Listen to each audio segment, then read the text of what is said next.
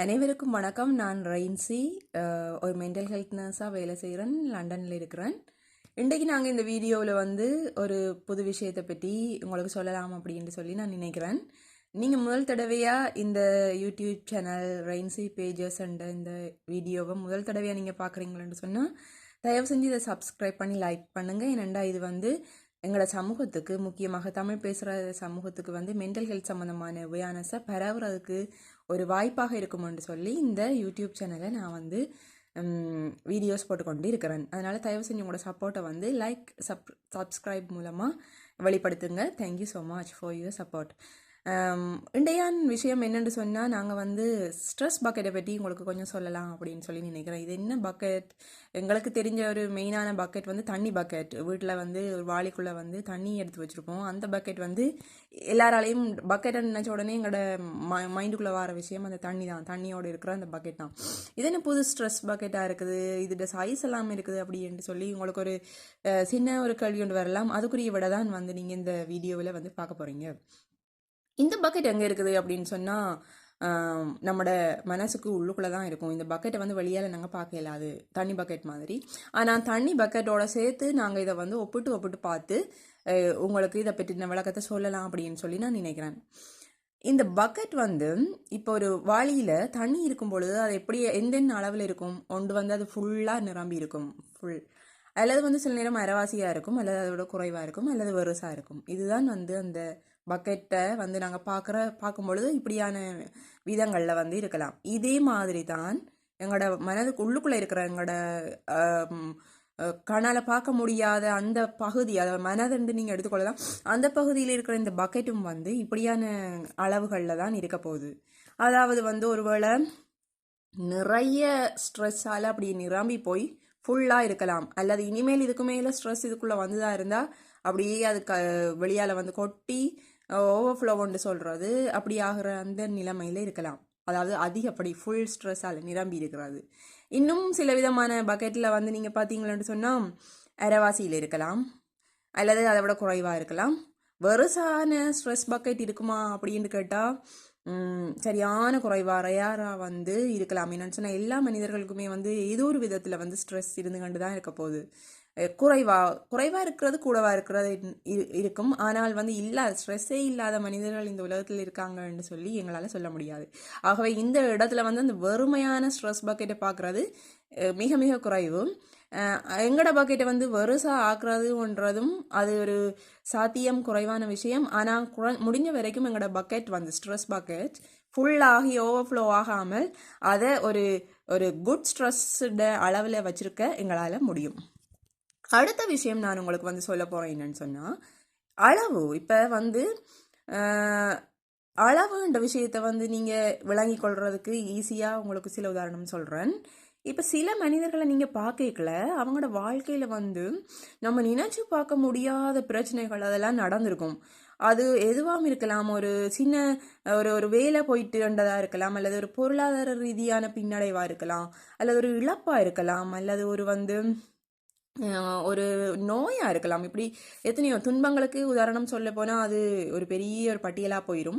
இப்படி என்ன விதமான ஒரு கஷ்டம், துன்பம், வேதனை, சோதனை என்னதான் நடந்தாலும் அவங்கள பார்த்தீங்களா அதெல்லாம் நடந்துதா இவங்க இப்படி இருக்கிறாங்களே அப்படின்னு நினைக்கிற அளவுக்கு அவங்க சாதாரணமாகவே இருப்பாங்க. அந்த துன்பங்கள், சோதனைகள் எல்லாம் எதையுமே வெளியால் காட்டி எனக்கு இப்படி நடந்துட்டு நான் அப்படி ஆயிட்டேன் அப்படி இப்படின்ட்டு எதுவுமே அவங்க கம்ப்ளைண்ட்னு நம்ம அவங்களோட வாயிலேருந்து கேட்கவே முடியாது, அவங்களோட வாழ்க்கையிலேருந்து நம்ம பார்க்கவும் முடியாது. எல்லாத்தையுமே உள்ளுக்குள்ளே போட்டுட்டு வெளியில் அவங்கள பார்க்கல எப்படி இருப்பாங்கண்டா சாதாரணமாக போய்கிட்டே இருப்பாங்க. அப்படி வாழ்க்கையை அதில் பாதையில் போக விட்டுட்டு அவங்களோட பாட்டில் போய்கிட்டே இருப்பாங்க. நம்மளுக்கு அதை பார்க்கல பெரிய ஒரு வியப்பாகவும் அதிசயமாகவும் இருக்கும். எப்படி அவங்களால முடியுது, இவ்வளவுத்தையும் தாங்கி கொண்டு அவங்களால வாழ முடியுதா அப்படின்ட்டு நம்ம சில மனிதர்களை பார்த்து ஒரு ஆச்சரியமாக நினைச்சிருப்போம். சந்தோஷமாகவும் இருக்கும், அதே நேரம் ஒரு பெரிய ஒரு கேள்விக்குறியாக இருக்கும். என்னடா இது இப்படி இருக்குது, இவங்க இப்படி இருக்கிறாங்களே, எழுப்பி நடக்கிறாங்களே, என்னென்ன முடியும் அப்படின்னு சொல்லி ஒரு கேள்வி வரலாம். அப்போ அந்த நேரம் தான் இந்த பக்கெட்டை பற்றி நம்ம யோசிக்கணும். அவங்களுக்குள்ளே இருக்கிற அந்த ஸ்ட்ரெஸ் பக்கெட்டோட அளவு மிக மிக பெருசாக இருக்குது. அதனால தான் அவங்களுக்கு உள்ளுக்குள்ளே எவ்வளவு வகையான ஸ்ட்ரெஸ்ஸை போட்டாலும் அந்த பக்கெட் நிரம்பி ஓவர்ஃப்ளோ ஆகாமல் அது இன்னும் அதில் அந்த அந்த உச்சக்கட்டத்தை அடையாமல் உள்ளுக்குள்ளேயே இருக்குது என்றதுக்கு ஒரு இது பெரிய ஒரு அளவில் உள்ள ஸ்ட்ரெஸ் பக்கெட் உள்ள ஆக்களால் இப்படியான விஷயங்கள் எவ்வளவுதான் பெரிய பிரச்சனை வந்தாலும் அவங்களால சிம்பிளாக கடந்து போயிடுவாங்க. இப்போ உங்களுக்கு வந்து சின்ன பக்கெட்டை பற்றி விளங்கியிருப்போன்னு நினைக்கிறேன். அதாவது சின்ன பக்கெட்டுண்டா சின்ன பிரச்சனை வந்தாலே அவங்க அதை பெருசாக வந்து வாழ்க்கையே முடிஞ்சு கடைசி கட்டத்துக்கு போயிட்டேன், நான் இனி என் வாழ்க்கையில் ஒன்றுமே இல்லை, இனி நான் வாழ்கிறதுல அர்த்தமே இல்லைன்னு சொல்லி அவங்க போயிடுவாங்க. ஆனால் பார்த்தா அவங்களோட பிரச்சனையை பார்த்தா ஒரு சின்ன ஒரு லாஸ்ட் ஒரு வளமையாக ஒரு 1,00,000 ரூபா சம்பளம் உழைக்கிறாங்கன்னு வைங்களேன். ஆனால் அந்த முறை அவங்களுக்கு வந்து ஒரு 70,000 ரூபா தான் வந்திருக்குன்னு வைங்க. 30,000 ரூபா அவங்களோட அந்த உழைப்பில் வந்து அவங்களால ஏர்ன் பண்ண முடியாமல் போயிட்டு அந்த ஒரு சின்ன விஷயத்தை வந்து அவங்களால தாங்கிறதுக்கு முடியாது. அவங்களால சரியான கஷ்டம், அது ஒரு பெரிய ஒரு பிரச்சனையாக நினைச்சு வாழ்க்கையோட முடிவாகவே நினைச்சிருவாங்க. இது ஒரு உதாரணம். இதை மாதிரி நிறைய உதாரணங்கள் நாங்கள் பார்க்கலாம். வேறு ஏதாவது தெரிஞ்சிருக்கும் ஒரு சின்ன பிரச்சனை தான், அதை வந்து இப்போ நம்மள்கிட்ட வந்து அவங்க சொல்லிக்கல வந்து இப்படி நடந்து போயிட்டு இப்படி ஆகிட்டு நான் இப்போ என்ன செய்கிறேன்ட்டு தெரியாமல் இருக்கிறேன், எனக்கு என்ன அடுத்தது என்ன செய்கிறேன்னு தெரியல, எனக்கு அப்படி இப்படின்னு பெருசாக சொல்லிக்கல வந்து நம்ம ஒருவேளை அவங்களோட ஸ்ட்ரெஸ் பக்கெட்டை விட நம்மளோட பக்கெட் கொஞ்சம் பெருசாக இருந்தால் நம்ம யோசிப்போம், அட இதை விட எனக்கு பெரிய பிரச்சனை இருக்குது, ஆனால் நான் சும்மா இருக்கிறேனே, இவங்க வந்து இந்த சின்ன விஷயத்தை வந்து இவ்வளோ பெருசாக சொல்கிறாங்களே அப்படின்னு நம்ம நினைப்போம் சில நேரம். அது காரணம் என்னன்னு சொன்னால் அவங்களோட ஸ்ட்ரெஸ் பக்கெட்டோட அளவு வந்து குறைவாக இருக்குது. அதனால் வந்து அந்த சின்ன பக்கெட்டுக்குள்ளே வந்து கொஞ்சது தான் கொள்ளளவு வந்து இருக்கும், சரியா? அப்போ வந்து அவங்களால அதான் அந்த ஸ்ட்ரெஸ் அந்த பக்கெட்டோட அளவை விடவும் கொஞ்சம் கூட பிரச்சனை வந்துட்டேன்னு சொன்னால் அவங்களால வந்து அது ஓவர்ஃப்ளோ ஆகி அது வழியால் தெரிய வழிகொடும். இப்படியான கவலைகள் மூலமாக அவங்களோட வார்த்தைகள் மூலமாக வந்து அதை அவங்க வெளிப்படுத்துவாங்க. நடுத்தரமான ஆக்கள் வந்து எப்போவுமே ஏதோ அப்படியும் இல்லை இங்காலையும் இல்லை, ஓரளவுக்கு ஓகே என்ற மாதிரி இருக்கிறது நடுத்தரமான அளவுன்னு சொல்லலாம். இப்போ வந்து இன்னொரு விஷயம், முக்கியமான விஷயம், இந்த பக்கெட் வந்து நிரம்பவே நிரம்பாதா, அல்லது இது அப்படியே வருசாவே இதை வச்சுருக்க வருசா இல்லை அதை நிரம்பி வழியாமல் ஓவர்ஃப்ளோ ஆகாமல் வச்சுருக்க நம்மளால் முடியுமா அப்படின்ட்டு நீங்கள் கேட்கலாம். கட்டாயம் வந்து எங்களால் முடியும். அதுக்கு நாங்கள் சில வேலைகளை மட்டும் செய்யணும். அதாவது இப்போ நீங்கள் இந்த பக்கெட் வந்து என்னென்ன சந்தர்ப்பத்திலலாம் அது வந்து ஓவர்ஃப்ளோ ஆகுது, ஃபுல் ஆகிட்டுண்டா ஓவர்ஃப்ளோ. இப்போ அந்த பக்கெட்டை ஃபுல் ஆகாமல் வச்சுருக்குறேன்னு நாங்கள் என்ன செய்யலாம், கொஞ்சம் தண்ணி எடுத்து வழியால் ஊற்றி விடலாம். அதை உண்டு. அது அந்த தண்ணியை வழியால் ஊற்றுறதுக்காக அவங்க யூஸ் பண்ணுற அந்த மெத்தட் என்னென்னு சொன்னால், பக்கெட்டில் ஒரு டப் இருக்குது, சரியா? அந்த டப்பு தான் வந்து கோப்பிங் ஸ்ட்ராட்டஜிஸ் அப்படின்னு சொல்கிறாங்க. அதாவது இந்த ஸ்ட்ரெஸ்ஸை எங்களுக்கு அதை வந்து மேனேஜ் பண்ணுறதுக்காக நாங்கள் வச்சுருக்கோம். இப்போ உங்களுக்கு ஈஸியாக விளங்க பண்ணிக்கிறோம். பக்கெட்டில் ஒரு டப் இருக்குது, அந்த டப் ஃபுல்லாக பக்கெட் நிரம்பிட்டோன்னு சொன்னால் கொஞ்சம் இந்த டப்பை திறந்து விட்டோம்னா கொஞ்சம் தண்ணி வெளியால் போயிடும். வெளியால் போயிட்டோன்னு சொன்னால் அந்த பக்கெட் வந்து ஃபுல்லாகி இப்படி வழியாமல் அதை வந்து இப்படி வழியால் போக வைக்கிறக்குரிய வழி, அதாவது பக்கெட்டால் வெளியால் இப்படி ஃபுல்லாக கொட்டி சிந்துறதை வந்து ஓவர்ஃப்ளோன்னு சொல்கிறோம். ஆனால் இந்த சின்ன டெப்புக்குள்ளால் வெளியால் போகிறது வந்து அது சாதாரணமான ஒரு ப்ராசஸாக நாங்கள் எடுக்கிறோம். அது ஒரு விரும்பக்கூடிய ஒரு ப்ராசஸ்ன்னு நீங்கள் ஈஸியாக விளங்கி கொள்ளலாம். இப்படி கொட்டி சிந்துறதை விட அதில் மேலதிகமாக இருக்கிறது இப்படி இந்த வெளியால் போகுது. அதுக்காக நாங்கள் வந்து அதில் ஒரு டெப்பை வந்து பூட்டி விடலாம். இந்த டெப்பை சொல்கிறது கோப்பிங் ஸ்ட்ராட்டஜிஸ் அப்படின்னு சொல்லி. அப்போ கோப்பிங் ஸ்ட்ராட்டஜிஸ்லையும் வந்து 2 விதமான கோப்பிங் ஸ்ட்ராட்டஜிஸ் இருக்குது. அதாவது பாசிட்டிவ், நெகட்டிவ்னு சொல்லலாம். இப்போ ஒரு பக்கெட் ஃபுல்லாக நிரம்பிட்டு திறக்கிறோம், வெளியே போகுது கோப்பிங் ஸ்ட்ராட்டஜிஸ். இந்த இதில் பாசிட்டிவ் கோப்பிங் ஸ்ட்ராட்டஜிஸ் என்னென்றால் நல்ல விதமான முறையில் வந்து எங்களோட ஸ்ட்ரெஸ்ஸை வந்து நாங்கள் வெளியால் அகற்ற போகிறோம்.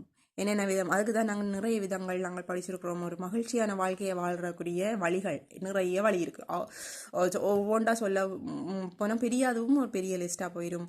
சில உதாரணங்கள் மூலமாக சொல்கிறேன். ஒருவேளை இதையும் விட நிறைய உதாரணம் உங்களுக்கு தெரிஞ்சிருக்கலாம். அதையும் வந்து உங்களோட வாழ்க்கையில் வந்து ப்ராக்டிஸ் பண்ணி பாருங்கள். உதாரணமாக மகிழ்ச்சியாக இருக்கிறதுக்கு இயற்கை ஒரு மிகப்பெரிய ஒரு வரப்பிரசாதம் அப்படின்னு சொல்லலாம்.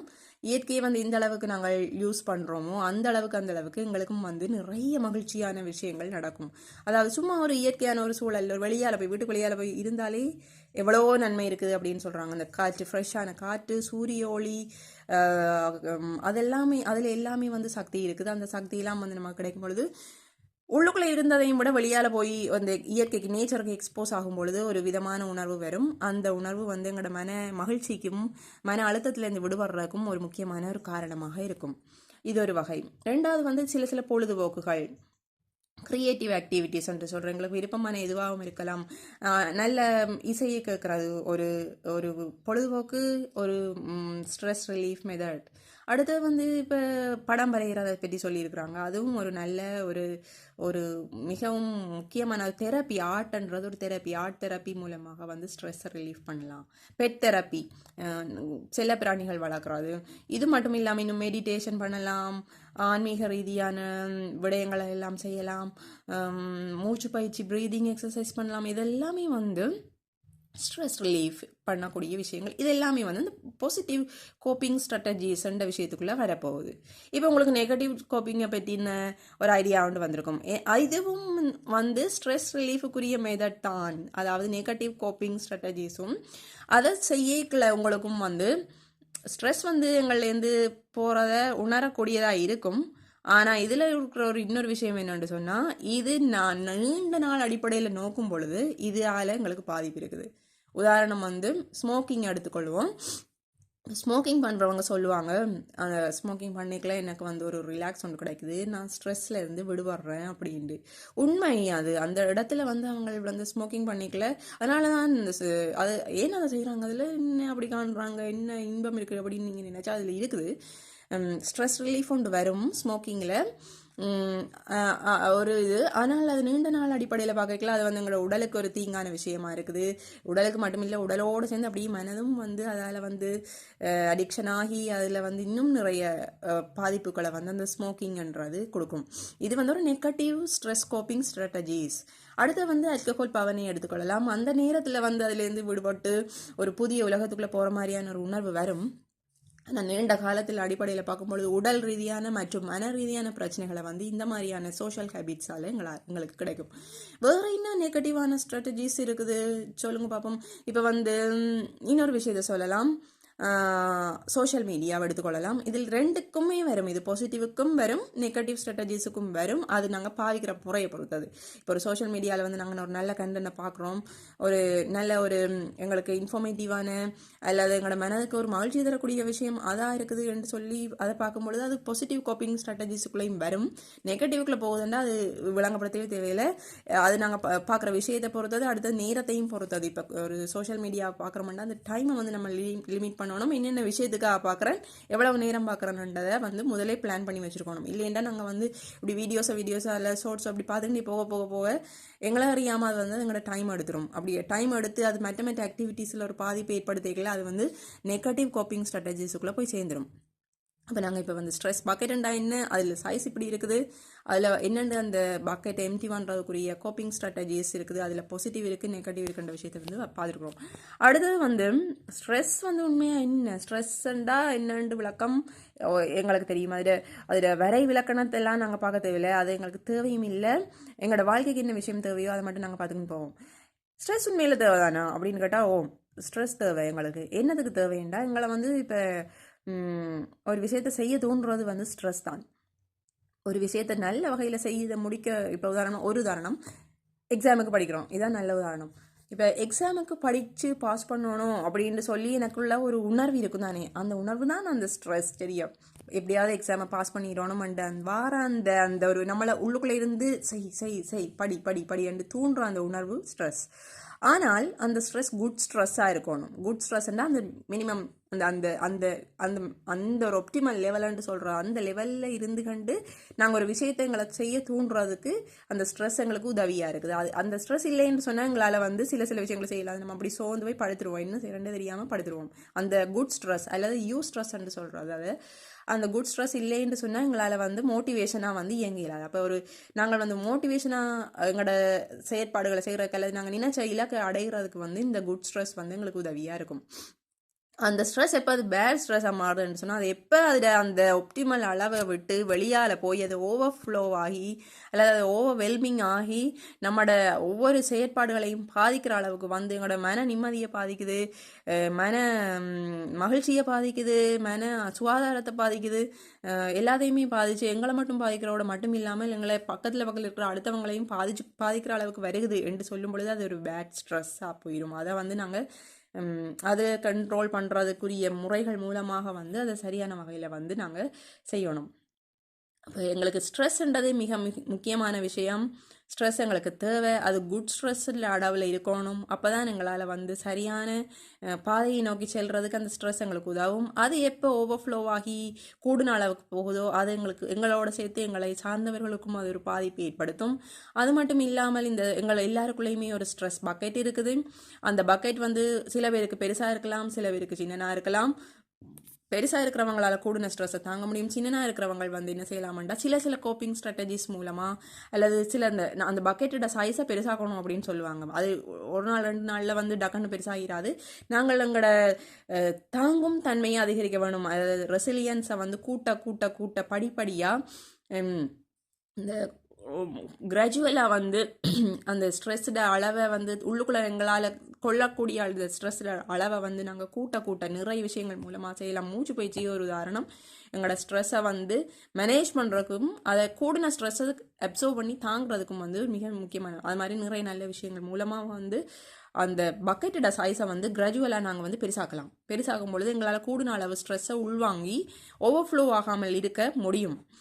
அடுத்தது வந்து சைஸை மாற்ற முடியலை அப்படின்னு சொன்னால் ஸ்ட்ராட்டஜிஸை மாற்றி பார்க்கணும். கோப்பிங் ஸ்ட்ராட்டஜிஸ்ன்னு சொல்கிறது. இதையும் வந்து 2 விதமாக பாசிட்டிவ் நெகட்டிவ்னு பார்த்துருக்குறோம். பாசிட்டிவான கோப்பிங் ஸ்ட்ராட்டஜிஸ் எப்பவுமே எங்களுக்கு உதவி செய்யும். அதை கையாளுறது மூலமாக வந்து பக்கெட் ஃபுல்லாகாமல் இதை நாங்கள் மெயின்டைன் பண்ணிக்கொள்ளலாம் எப்போவுமே. அப்போ இந்த விஷயம் வந்து உங்களுக்கு ஒரு பொது விஷயமா இருந்திருக்கலாம். இனிமேல் யாராவது வந்து நம்மள்கிட்ட வந்து அவங்களோட துன்பங்கள் கஷ்டங்களை வந்து சொல்லிக்கல கேட்க வேண்டியது மிக முக்கியமான விஷயம். கேட்டுட்டு கம்பேர் பண்ணி பார்ப்போம். நாங்கள் இவங்களோட பிரச்சனையே வந்து எனக்கா இருந்தால் இதை நான் எப்படி பார்ப்பேன், இந்த பிரச்சனை எனக்கு வந்ததாக இருந்தால் இதை நான் எப்படி கையாளுவேன் என்று பார்த்து அந்த பக்கெட்டோட சைஸை வந்து நாங்கள் கம்பேர் பண்ணலாம். கம்பேர் பண்ணுறதோட மட்டுமே இருந்துடக்கூடாதா, சரி இப்போ எனக்கு பெரிய பக்கெட் வந்துட்டு சந்தோஷம் அப்படின்னு நினச்சிட்டு இவங்களை சின்னந்தான் அப்படின்னு நினச்சிட்டு போகாமல் அந்த சின்ன பக்கெட் இருக்கிறாக்களை வந்து பெருசாக்குறதுக்கு உதவி செய்ய வேணும். அவங்களுக்கும் வந்து சில கோப்பிங் ஸ்ட்ராட்டஜிஸை வந்து நாங்கள் இன்ட்ரடியூஸ் பண்ணி கொடுக்கலாம். என்னென்ன கோப்பிங் ஸ்ட்ராட்டஜிஸ் எல்லாம் இருக்குது, எப்படிலாம் செய்யலாம் அப்படின்றது வந்து அடுத்தடுத்த வீடியோஸில் வந்து நாங்கள் பார்ப்போம். இன்றைக்கி வந்து இந்த ஸ்ட்ரெஸ் பக்கெட்டுன்ற விஷயம் உங்களுக்கு புதுசாக இருந்து இதன் மூலமாக உங்களுக்கு ஏதாவது நல்ல இன்ஃபர்மேஷன் இந்த வீடியோ மூலமாக கிடச்சிருந்தா தயவுசெய்து இந்த வீடியோவை லைக் பண்ணி போட்டு இந்த சேனலை வந்து பார்க்குறது ஃபர்ஸ்ட் டைம் அப்படியா இருந்தேன் தயவுசெய்து சப்ஸ்கிரைப் பண்ணுங்கள். இது வந்து பாசிட்டிவான விடயங்களை வந்து எங்களுடைய சமூகத்துக்கு கொண்டு போய் சேர்க்கறதுக்கு ஒரு ஒரு ஒரு ஒரு சின்ன ஒரு முயற்சியாக இருக்கும்னு நினைக்கிறேன். பாசிட்டிவ் வைப்ஸை வந்து ஷேர் பண்ணுவோம். நன்றி.